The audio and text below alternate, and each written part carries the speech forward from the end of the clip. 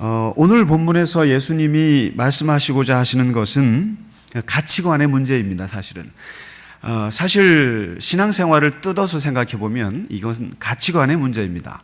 그렇게 술을 좋아하고 그렇게 세상을 좋아하고 돈 벌기를 좋아하고 또 세상을 좋아하던 사람이 갑자기 돌아서서 하나님을 믿고 하나님께 돌아서서 생활을 바꾸는 것은 가치관을 바꿨다는 뜻입니다. 물질적인 가치관을 가졌던 사람이 이제는 하나님에 대한 어떤 가치를 알고 돌아섰다는 뜻입니다. 최근에 어떤 세교분 중에는 70이 훨씬 넘으신 분인데 당신이 죽음에 대한 가치를 생각하면서 이제 신앙생활을 하기로 했다 하고 오신 분이 계세요.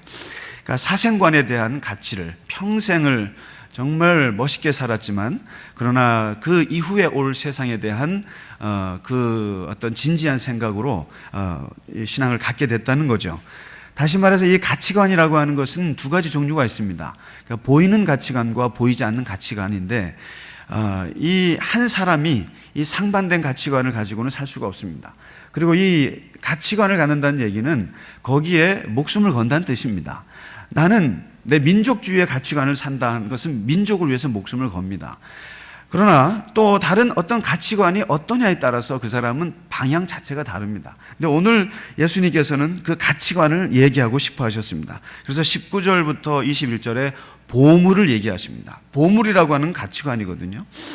이 보물을 땅에 쌓아둘까 하늘에 쌓아둘까, 가장 귀한 것, 그러니까 너가 목숨처럼 여기는 것을 어디에 둘까? 땅에 둘까 하늘에 둘까? 왜냐하면 보물이 있는 곳에는 마음이 있기 때문이다.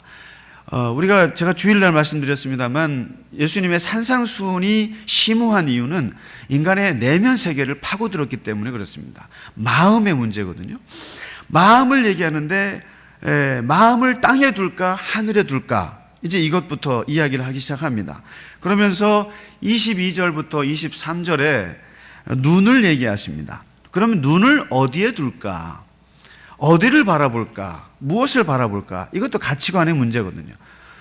그래서 눈은 곧 마음이거든요. 그래서 마음이 가는 곳에 눈이 가고 눈이 가는 곳에 마음이 갑니다.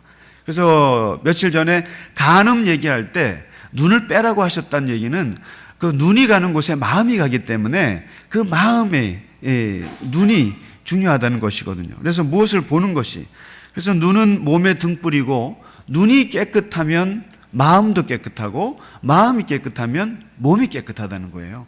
그래서 눈이 나쁘면 온몸이 나빠질 것이다. 예수님 말씀입니다. 그래서 눈이 나빠지면 마음이 나빠진다는 뜻이고 마음이 나빠진다는 것은 몸도 망가진다는 겁니다. 그래서 무엇을 바라볼까? 이 가치관의 얘기입니다.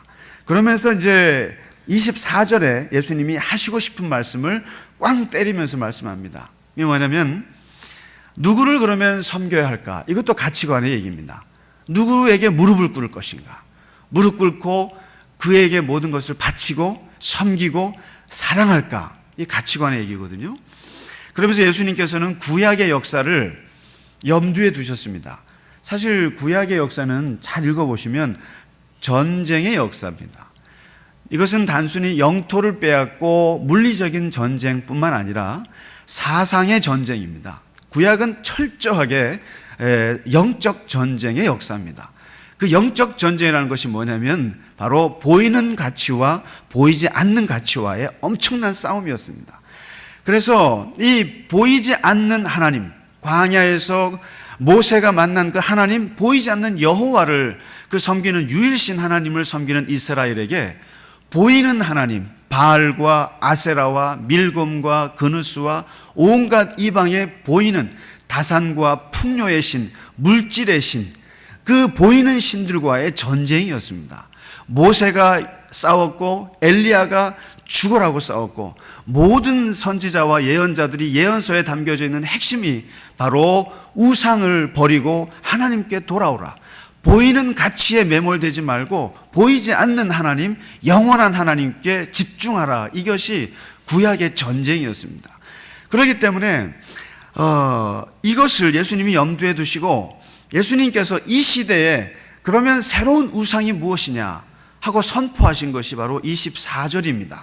너희는 바알과 하나님, 아세라와 하나님과의 전쟁을 싸웠는데 내가 정리해 주는데, 바알과 아세라와 그누스와 밀곰과 이방인들의 신들을 한마디로 요약하면 그건 바로 돈의 신이다라고 얘기합니다. 돈의 신, 물질의 신, 그리고 맘모니즘이라고 얘기할 수 있습니다. 그래서 오늘 예수님은 예수님 시대를 새로운 우상으로서 재물을 제시하십니다. 기가 막히게 요약을 잘 하시는 분이세요, 예수님께서. 그래서 하나님과 재물 둘 중에 무엇을 섬길 것이냐, 이게 일종의 가치관의 문제입니다. 그런데 오늘 분명히 말씀하시는 것은 가치관이라고 하는 것은 두 개를 동시에 섬길 수 없다는 거죠. 물질주의 가치관을 가진 사람이 하나님에 대한 가치관을 같이 섞을 수가 없으니 둘을 다 섬길 수 없다. 그래서 이제 결단하라는 거죠. 24절에. 그래서 예수님이 이 돈의 문제, 이 재물의 문제, 이 재물의 가치에 사람들이 다 빠져 있다는 것을 아셨습니다. 그러니까 사실은 단순히 바알을 섬긴다, 또 조상신을 섬긴다, 제사에 절을 한다, 이게 그런 행위 자체가 문제가 아니에요. 문제는 돈의 문제, 재물의 문제에 자기의 모든 마음이 가 있다라는 거죠. 그러니까 지금 오늘 보물을 하늘에 둘까 땅에 둘까, 그리고 눈을 하늘에 둘까 땅에 둘까, 이 말씀을 하신 것은 네 마음을 재물에 둘까 하나님께 둘까, 이걸로 지금 요약하시는 거거든요. 그런데 두 가지를 다 섬길 수 없을 텐데 어떻게 할래? 그런데 예수님 보시니까 두 가지를 다 섬기고 싶거든요. 특히 우리들은 그렇습니다. 재물도 섬기고 싶고 하나님도 섬기고 싶은데 어찌할까? 그래서 생겨나는 병이 바로 25절부터 예수님이 말씀하시는 염려의 병이라는 것입니다. 바로 하나님과 재물을 동시에 섬기고 싶어하는 인간들에게 생기는 심리 현상이 바로 이 염려증이라는 거죠. 걱정, 앵자이어티라는 것이 생기는 것입니다. 그래서 세상에 존재하는 동물 중에 위장에 구멍이 날 정도로 염려하는 동물은 사람밖에 없습니다. 염려거리가 있어서 염려고, 또 염려거리가 없으면 없어서 또 염려예요. 그렇지 않으세요? 야, 요즘 왜 이렇게 편하지? 불안하지 않으세요? 요즘 왜 이렇게 사업이 잘 되지? 불안한 겁니다. 왜냐하면 인간은 한 치 앞도 내다볼 수 없기 때문에 염려거리가 없는 것도 염려입니다. 그래서 사실 두통 외에는 얻을 것이 없는데도 불구하고 그냥 우리는 염려로 아침을 열고 염려로 그냥 하루를 닫습니다. 그게 염려하는 인간인데, 오늘 예수님께서 염려에 대해서 26절부터 31절에 한 단락에서 얘기를 하십니다. 자연을 생각해라. 자연을 생각하라. 왜 염려하는가?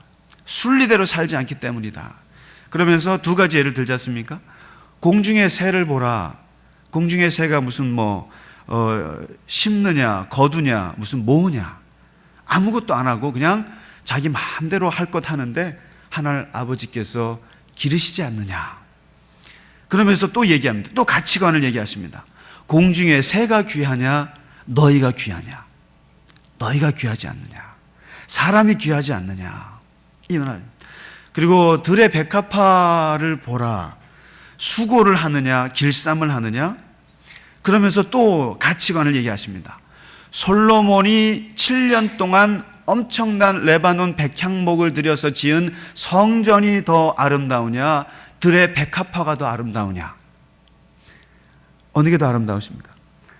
저기 잠실에 가시면 저기 어마어마한 120층의 롯데타워가 아름다우세요?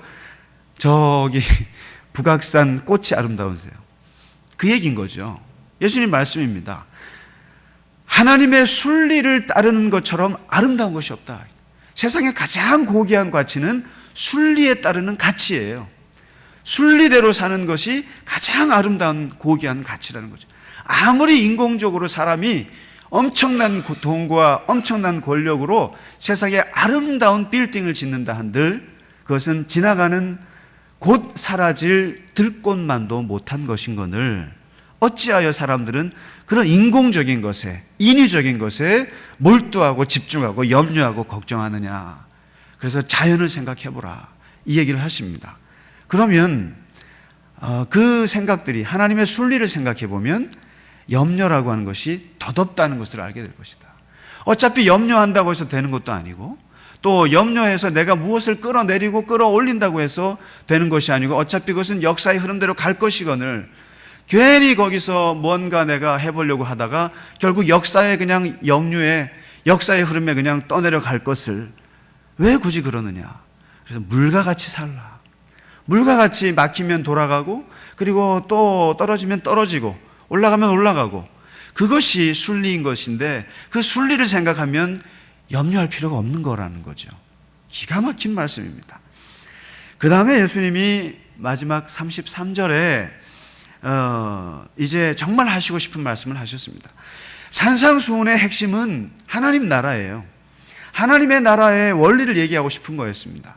그래서 예수님이 33절에 말하는 것은 걱정을 하긴 하되 걱정의 대상을 바꾸라라고 하십니다. 걱정 대상을 바꾸는 것이 하나님의 나라를 좀 걱정해보지, 하나님의 나라를 좀 걱정하고 하나님의 나라를 좀 염려해보지, 그러면은 진짜 염려는 없어질 텐데, 이 말씀을 하신 거죠. 그래서 하나님의 나라를, 하나님의 의를 구하라, seek하라. 예, seek, 영어로 추구하라, 추구해보라. 추구하다는 말은 한마디로 집중해서 바라보는 게 추구거든요. 그런데 하나님의 나라를 추구하면 이 세상 모든 염려들은 사라진단다. 왜냐하면 이 세상의 모든 염려들은 하나님이 염려해 주신단다, 이 얘기를 합니다. 이 우선순위를 어디에 둘 것이냐, 하나님의 나라에 둘 것이냐, 네가 먹고 사고 그리고 너가 먹고 자는 것에, 그리고 돈 버는 것에 둘 것이냐. 우선순위를 하나님에게 두면 네가 먹고 사는 것은 하나님이 채워주실 텐데, 이렇게 얘기합니다. 우리는 이렇게 생각할 때가 많습니다. 주일을 내가 지킨다, 천만의 말씀입니다. 주일이 우리를 지켜줍니다. 그렇습니다. 이 말씀에 따르면 내가 예배를 지킨다, 내가 예배를 드린다, 천만의 말씀입니다. 예배가 우리를 지켜줍니다. 우리가 예배를 드림으로써 예배가 우리를 지켜주고 보호합니다. 내가 헌금을 드린다, 그렇지 않습니다. 그 예물이 우리를 지켜줍니다. 내가 뭘 봉사하고 섬긴다? 아니에요. 봉사함으로써 그 봉사 자체가 우리를 지켜준다는 얘기입니다. 내가 하나님을 섬긴다? 그렇지 않습니다. 하나님이 우리를 지켜주신다. 우리가 하나님을 염려하고 우리가 하나님을 추구하면 하나님이 우리를 염려해서 우리를 지켜주신다, 그 말씀입니다. 할렐루야. 얼마나 좋은 말씀입니까? 그래서 하나님의 나라를 구하라. 그리고 마지막 덧설명을 하시는 것이 34절의 말씀입니다. 34절에 그러니까 제발 내일 일을 위하여 염려하지 말아라. 내일 일은 내일이 염려할 것이다. 이 말은 내일 일은 내일 가서 염려해, 이것이 아닙니다. 그것이 아니라 내일이 염려한다는 뜻입니다. 내일이 주어예요. 내일이 주어라고요. 주어란 말은 뭐냐면 내일이라고 하는 시간이에요. 근데 죄송한 말씀입니다만 시간이란 것은 하나님의 거예요. 구약의 이스라엘 사람들은 이 시간이라는 것은 철저하게 하나님의 걸로 얘기합니다. 그래서 함부로 이자를 받지 못하는 이유는 시간을 가지고 돈을 버는 게 이자 노름이거든요. 그래서 시간이 하나님의 건데 어떻게 그 시간을 네가 거기다 돈을 매기냐라고 하는 것이 구약의 정신입니다. 다시 말해서 내일은 내일이 염려한다는 것은 그 시간이 너희를 염려할 것이고 시간은 하나님의 것이기 때문에 하나님이 너를 염려하니까 걱정하지 마라, 이거죠. 하나님이 희주야 군대 가잖아, 걱정하지 마. 하나님이 너를 염려하셔. 다음 주 월요일 날 군대 가는 친구입니다. 한번 기도해 주시기 바랍니다. 우리 지금 매일 교회 나와서 예배 드리고 또 이제 군대를 준비하고 있는데 얼마나 기특한지 몰라요. 그리고 얼마나 두렵겠어요. 군대라고 하는 것이 사실 두렵습니다. 그러나 하나님이 지켜주리라 믿습니다. 염려하지 말라는 거죠. 그래서 저는 이 말씀을 통해서 한 가지 깨달은 것은 우리가 할 수 있는 말은 딱 두 마디인데, 하나가 하나님을 향해서 할 수 있는 말은 저는 너무나 좋은 말이라고 생각합니다. 이것은 믿음의 말이요, 신뢰의 말이요, 그리고 지극히 겸손의 말인데 이것은 항상 하나님 앞에 기도 중에 썼으면 좋겠습니다. 몰라요. 하나님, 전 몰라요. 저는 아무것도 모릅니다. 내일을 제 모르고 한 치 앞도 모르고 또 내가 무엇을 할지 내 마음이 어디로 흐르는지 나도 모릅니다. 이게 무슨 말입니까? 하나님을 신뢰한다는 뜻이고 하나님을 믿는다는 뜻이고 그리고 지극히 겸손한 표현입니다. 모릅니다. 아무것도 할 수 없습니다. 모릅니다. 그리고 나를 향하여서 꼭 할 수 있는 말이 괜찮아. 괜찮아. 세상의 모든 사람들이 나를 욕하고 비난하고 나를 모함해도 나는 나를 욕하시면 안 됩니다. 나는 나를 비난하시면 안 됩니다. 나는 나를 위로하시고 용납하셔야 합니다. 괜찮아. 괜찮습니다. 내가 뭐 잘못한 거 내가 모르는 거 아닙니다. 그러나 괜찮아. 그렇게 고백하면서 염려하지 마시고 오늘 주님 하신 말씀 기억하면서 오늘 하루도 승리하시는 하루가 되시기를 주의 이름으로 축원합니다.